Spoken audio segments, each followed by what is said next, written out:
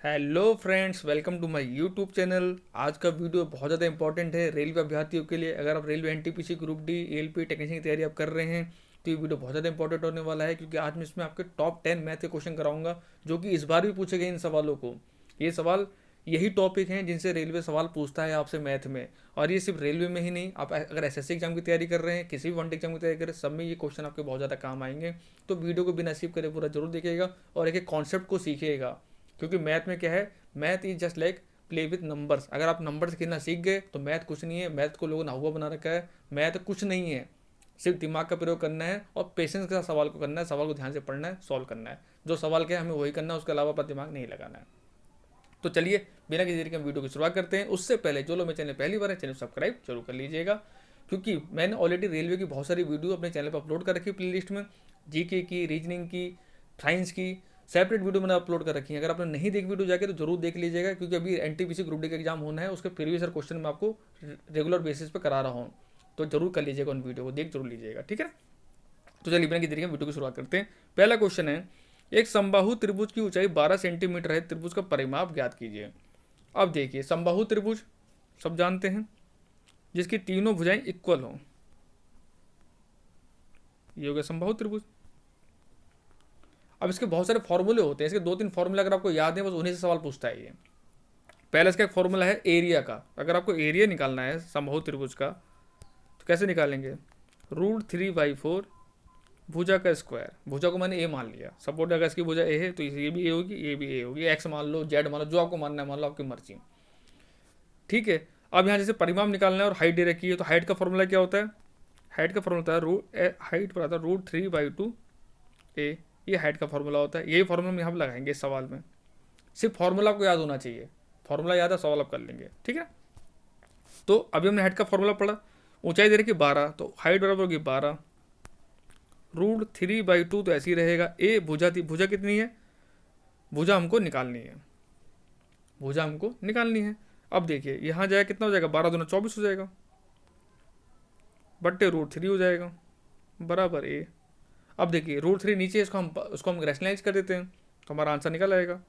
तो 24√3 divide by √3 के 3 हो जाएगा, हो जाएगा नहीं हो जाएगा। जब √3 की मल्टीप्लाई में √3 से करूँगा, नीचे √3 आ जाएगा, तो अंडो से अंडो कट जाएगा, नीचे क्या आ जाएगा, 3 आ जाएगा। अब देखिए 3×8 = 24, 8√3। तो हमारी जो भुजा आ गई वो 8√3 आ गई, यानी ए की जो वैल्यू आ गई मेरे पास, यानी भुजा जो आ गई 8√3 आ गई।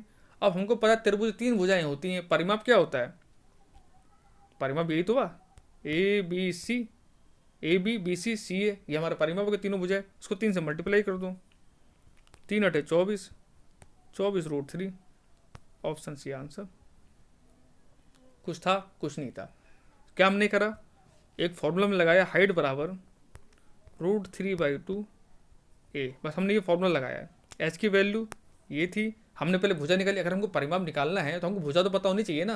जैसे वर्ग की 4 भुजा होती हैं तो उसका परिमाप क्या होता है, 4 है।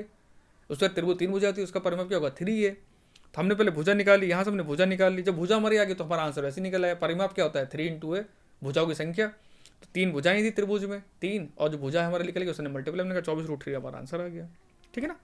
अगला सवाल है, किसी समकोण त्रिभुज से कर्ण की लंबाई 13 सेंटीमीटर है और अन्य दो भुजाओं में से एक भुजा की लंबाई 5 सेंटीमीटर है, त्रिभुज का क्षेत्रफल ज्ञात कीजिए। अब देखिए जो एरिया ऑफ ट्राइंगल होता है वो क्या होता है, half into base into height, ये सबको पता है। 1/2 आधार गुणा लंब, हाइट एंड लंब हो गया। अब देखिए अगर आप इस सवाल को ध्यान से देखें तो यहाँ पे एक ट्रिपलेट लग रही है हमारी। ट्रिपलेट कौन सी है, 5, 12, 13, यानी ये सबसे बड़ी भुजा हमको दे रखी है। 5 भी हमको दे रखा है, बेस भी हमको दे रखा है, हमको क्या निकालना है। और हमारी ये देखो, ये निकला है हमारा 5, 12, 13 की, 5, 12, 13 की ट्रिपलेट होती है। अगर ऐसे निकाल सकते हैं तो आपको क्या निकालना पड़ेगा, पहले आपको निकालना पड़ेगा, देखो कर्ण आपको दिया हुआ है, आधार दिया हुआ है, तो लंब निकालना पड़ेगा आपको। तो कर्ण का स्क्वायर प्लस लंब का स्क्वायर हम करेंगे, सॉरी कर्ण का स्क्वायर मैंने लंब का स्क्वायर करेंगे, तो 144 है, 144 का कंट्रोल कितना होता है, 12 होता है, तो 12 हमारा आ जाएगा। अब ये हम इस फॉर्म रख देते हैं। तो त्रिभुज का एरिया पूछा है हमसे, 1/2, बेस कितना है 5, हाइट कितनी है 12, तो कितना हो जाएगा, 2 × 12, 6 पंजे 30, ऑप्शन नंबर सी। ठीक है, अगला सवाल है, यदि एक समबाहु त्रिभुज का क्षेत्रफल 25√3 सेंटीमीटर क्यूब नहीं होगा यार, क्षेत्रफल है तो स्क्वायर में होना चाहिए ना, स्क्वायर है, तो त्रिभुज के प्रत्येक भुजा की लंबाई बताइए। देखिए सवाल आरएससी ग्रुप डी में भी लेटेस्ट सवाल आया हुआ है, और ये सवाल अभी आरआरबी जेई में भी सवाल को एकदम ऐसे ही डिक्टो पूछा गया सवाल को। तो मैंने आपको बताया था समबाहु त्रिभुज का जो एरिया होता है, बस आपको फॉर्मूला याद रखना है, मैं जैसे पढ़ाऊँ याद रखते रहना बस, √3/4 ए स्क्वायर, बस ये फॉर्मूला होता है, बस ये फॉर्मूला लगाएंगे हमारा आंसर आ जाएगा। हमको क्या निकालना है, क्षेत्रफल निकालना ही है, तो हम रख देते हैं √3/4 ए स्क्वायर। अब देखिए ए स्क्वायर हमारा क्या है, 25√3, ये होगा 25√3, ये हमारा एरिया में रख दिया, एरिया को दिया हुआ है, हमें भुजा की लंबाई निकालनी है, तो एरिया वाला फॉर्मूला से हमारा आंसर आ जाएगा। अब देखिए इस √3 से ये √2 तो ऐसे ही खत्म हो जाएगा। अब देखिए ए स्क्वायर बराबर क्या हो जाएगा, 25 गुणा 4। अब देखिए 25 से 5 निकल आएगा जब उसका हम स्क्वायर रूट निकालेंगे, और 4 से 2 निकल आएगा, तो कितना आएगा, 5 दूनी 10, तो भुजा की लंबाई कितनी आएगी, 10 सेंटीमीटर आ गई। या 25 चौका 100, 100 का स्क्वायर रूट निकालेंगे तो क्या आएगा, जब वर्गमूल निकालेंगे ए स्क्वायर, जब ए निकालेंगे तो उसका वर्गमूल लेंगे आप, तो 10 का स्क्वायर 100 होता है, तो भुजा की लंबाई कितनी है, 10 सेंटीमीटर आपके आ गए। बस यही रखना था आपको सवाल में।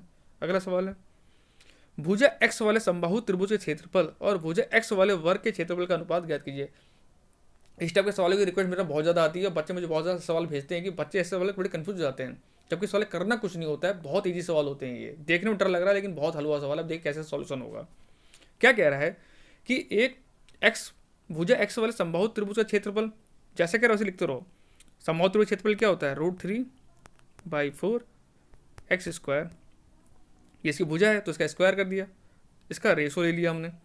अब भुजा एक्स वाले वर्ग के क्षेत्रफल का अनुपात बताना है, तो वर्ग का क्षेत्रफल क्या होता है, ए स्क्वायर होता है, यानी भुजा का स्क्वायर, तो इसका क्या हो जाएगा, एक्स स्क्वायर हो जाएगा। अब देखिए इस एक्स स्क्वायर तो इसी कट जाएगा, ये 4 इधर चल जाएगा, तो हो जाएगा √3/4।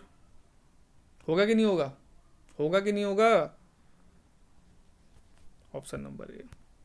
ठीक है ना। अगला सवाल है, एक समकोण त्रिभुज की दो छोटी भुजाओं की लंबाई 7 सेंटीमीटर 24 सेंटीमीटर है, तो इस त्रिभुज की परिवृत्त की त्रिज्या ज्ञात कीजिए। देखिए सपोर्टेड, ये हमारा रेक्टेंगल ट्रायंगल है, तो इससे जो परिवृत्त बनेगा इसका आपका क्या पूछ रहा है, त्रिज्या पूछ रहा है। अब देखिए ये एक टाइप का ऊपर गोला बन गया, और हम सब जानते हैं जब कोई व्रत होता है उसमें जो सबसे बड़ी भुजा होती है वो उसकी जीवा होती है, जीवा होती कि नहीं होती है। अब देखिए उसकी सबसे बड़ी भुजा कौन सी, ये है, तो ये कहने की जीवा है, इसका आधा ही तो उसका परिवृत्त होगा, इसके आधे की त्रिज्या हम लेंगे, तो कड़ का ही आधा हम लेंगे। अब देखिए यहाँ आपको दे रखा है 7 सेंटीमीटर 24 सेंटीमीटर, एक ट्रिपलेट होती है 7 24, तो कण हो जाएगा 25, 7 24 25 एक ट्रिपलेट होती है। अगर आपको 7 दिया 24 दिया है, तो जो पढ़ा लिखा बच्चा होगा तुरंत सॉल्व करेगा एग्जाम में, टाइम बर्बाद नहीं करेगा अपना, ये नहीं करेगा 24 का स्क्वायर प्लस 7 का स्क्वायर, फिर जो आएगा उसका अंडर रूट लोगे तो आएगा आपका 625 स्क्वायर निकलो तो 25 आएगा। तो हमें वो नहीं करना, हमको ट्रिपलेट याद रखनी है, ट्रिपलेट बहुत ज़्यादा काम आती है एग्जाम के अंदर, डायरेक्ट क्वेश्चन यहाँ से देखो फंसते हैं यहाँ से। अब देखिए 25 आ गया, ये हमारी क्या है, सबसे बड़ी भुजा है। अब अभी हमने पढ़ा जो समकोण त्रिभुज का जो परिवृत्त की त्रिज्या होती है वो कण की आधी होती है, तो इस कण की आधी होगी, जाहिर सी बात है, 25/2 12.5, सिंपल शॉर्टकट बिना टाइम बर्बाद किए। हो गया कि नहीं हो गया, ठीक है ना।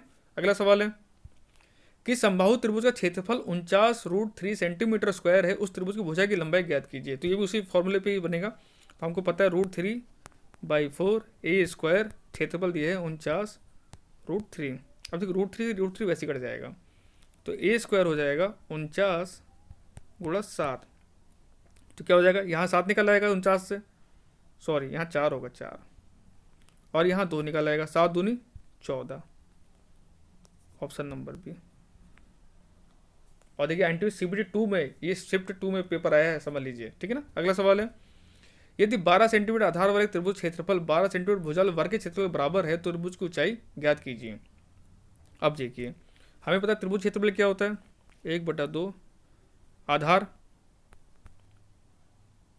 कहाँ गया पेन। अब देखिए त्रिभुज क्षेत्रफल क्या होता है, 1/2 बेस इंटू हाइट, और वर्ग का क्षेत्रफल क्या होता है, ए स्क्वायर। अब देखिए लगाते हैं फॉर्मूला यहाँ पे, 1/2 आधार वाले त्रिभुज के क्षेत्रफल तो ये हो जाएगा 12 हाइट और ए स्क्वायर हो जाएगा 12 का स्क्वायर, 12 गुणा 12। अब ठीक है, एक 12 से तो 12 वैसे ही कट जाएगा, 12 दूना हो जाएगा 24, कितना आ गया 24, तो एच बराबर आ गया 24। यही पूछा तो त्रिभुज की ऊंचाई ज्ञात की, त्रिभुज ऊंचाई कितनी की 24 आ गई, ऑप्शन नंबर डी। हमने क्या करा, त्रिभुज क्षेत्रफल को वर्ग के क्षेत्रफल के हमने बराबर कर दिया। तो हमको पता है त्रिभुज क्षेत्रफल में हाइट होता ही है, बेस हमको ऑलरेडी दिया ही हुआ था, तो हमने वो फॉर्मूला रख दिया हमने, 1/2 इंटू बेस 12 इंटू हाइट बराबर और स्क्वायर जो वर्ग है उसका उसका जो होता है क्षेत्रफल होता है वो भुजा का स्क्वायर होता है, हमने भुजा का स्क्वायर कर दिया। तो 12 से 12 काटा, कैलकुलेशन हमने करी, हमारी हाइट हमारी निकल आई, ठीक है ना। उस समचतुर्भुज का क्षेत्रफल ज्ञात कीजिए जिसके विकर्णों की लंबाई 48 मीटर और 64 मीटर है। तो समचतुर्भुज क्षेत्रफल कैसे हम निकालते हैं, एक आपने फॉर्मूला पढ़ा होगा, 1/2 विकर्ण 1 विकर्ण 2, यानी विकर्णों का गुणनफल को करके जो विकर्ण जो दिए उनका मल्टीप्लाई करो, उसका हाफ कर दो, आपका आंसर निकल आएगा। अब करते हैं हम 1/2, पहला विकर्ण है 48, दूसरा विकर्ण है 64।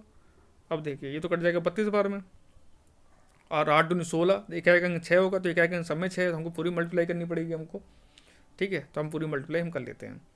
तो 48 और 32, 2 अट्ठे 16, 2 चौके 8 और 9, 3 अट्ठे 24, 2 3 चौके 12, 2 14, 6 9 4 13, 4 और 5 1536, 1536 आ रहा है मेरा, 1536 स्क्वायर मीटर। तो 1536 हमको दिया हुआ है ऑप्शन नंबर बी में, देखिए option number B is the right answer, ठीक है ना। अगला सवाल है, एक समचतुर्भुज का क्षेत्रफल 440 सेंटीमीटर है, यदि इसके एक विकर्ण की लंबाई 20 सेंटीमीटर, दूसरे विकर्ण की लंबाई ज्ञात कीजिए। तो वही फॉर्मूला रखेंगे। तो क्षेत्रफल हमको दिया 440 बराबर 1/2, पहला विकर्ण 20, दूसरा विकर्ण हमको निकालना है, ठीक है। अब देखिए 20 से तो ऐसे कट जाएगा, 20 दूना 40, तो 1 मिनट, 20 दूना 40, 20 दूना 40, 22 दूना 44, 44 सेंटीमीटर आ जाएगा, ऑप्शन नंबर सी, ठीक है ना। अब कहेंगे सर आप बहुत ईजी क्वेश्चन करा रहे हैं, देखिए ये रेलवे में आए हुए सवाल हैं और ऐसे ही सवाल पूछे ही जा रहे हैं, आज भी यही सवाल पूछे जा रहे हैं, चाहे रेलवे हो चाहे एसएससी हो, वहाँ पर सवाल पूछते रहते हैं ये लोग। तो ये मैं सोचेगा बहुत सारे बहुत ईजी क्वेश्चन करा रहे हैं हमको, ये कॉन्सेप्ट कितने ईजी क्वेश्चन बच्चे नहीं कर पाते हैं, बाहर हो जाते हैं एग्जाम में। अगला सवाल है, 44 सेंटीमीटर आधार और 22 सेंटीमीटर ऊंचाई वाले समांतर चतुर्भुज क्षेत्रफल कितना होगा। अब देखिए यहाँ पे क्या था, समचतुर्भुज था, यहाँ क्या है समांतर चतुर्भुज है। अब देखिए इनमें डिफरेंस क्या होता है, अगर आपसे समांतर चतुर्भुज का एरिया पूछेगा ना, तो उसका एरिया कुछ नहीं करना है आपको, इसका जो एरिया होता है वो होता है बेस इंटू हाइट, बस आधार गुणा ऊंचाई। आपको तो दोनों चीज़ दी हुई है, आधार भी दिया हुआ है, ऊंचाई भी दी हुई है, तो उसका क्षेत्रफल यही होगा, सब मल्टीप्लाई कर दो आपका आंसर आ जाएगा। अब देखो 44 गुणा 22, अब देखो 44 दूना हो जाएगा 88, हासिल लगेगा 8, 44 दूना 88, 88 और 8 96, सॉरी 88 और 8 हाँ 96 होगा, 968 सेंटीमीटर स्क्वायर का आंसर हो जाएगा, ऑप्शन नंबर डी, ठीक है। तो friend thank you so much for watching this video अच्छी लाइक शेयर कीजिएगा, चैनल सब्सक्राइब जरूर कर लीजिएगा, क्योंकि मैथ के ऐसे डेली 10-10 क्वेश्चन के वीडियो में आपको ला के रहूँगा, हर टॉपिक से सब टॉपिक में कराऊंगा आपको, एनटीपीसी से पहले मुझे सारे क्वेश्चन आपको करा देने, ठीक है ना। तो सब्सक्राइब जरूर कर लेना चैनल को।